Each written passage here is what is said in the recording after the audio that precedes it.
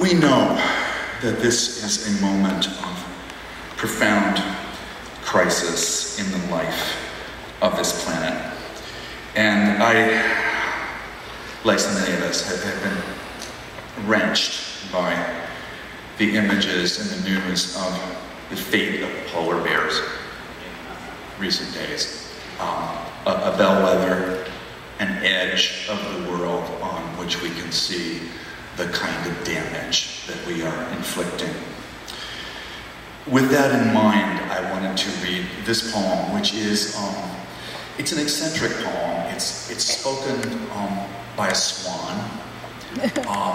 It began a few years ago. I used to drive between Provincetown and New York City, and there were many swans along the coast in southern Massachusetts, and there was one spot where the freeway went just above a marsh, and if you looked quickly, you could actually look down into a swan's nest right by the side of the road with those whizzing, hurrying cars rushing past. White pouring. I was a swan, and I slept in the reeds by the highway.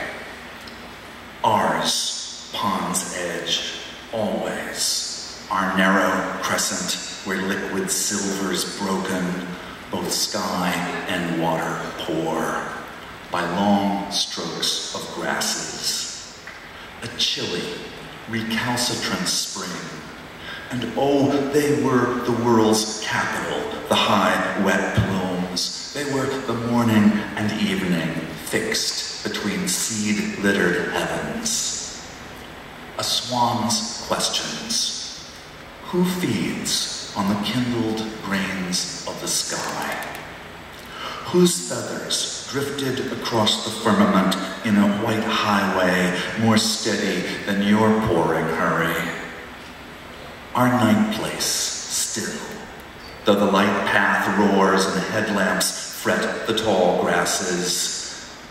Unnumbered Aprils, even if we counted, we could not measure. We were held in that sweet expanse and bent ourselves to form on the water's symmetries a swan doesn't need or know, though I knew in my long body, from my heavy center to the extravagance of neck and the twin creakings at either shoulder. Imagine wearing something that opens furiously out into the world, a body of opportunities to touch. Doubles for the wing winter wrapped around us always. Then, in the new months, eggs shone in moonlight, little domes rising from the reedy nests, versions of the vault of heaven. It is not, you understand, in the nature of swans to regret.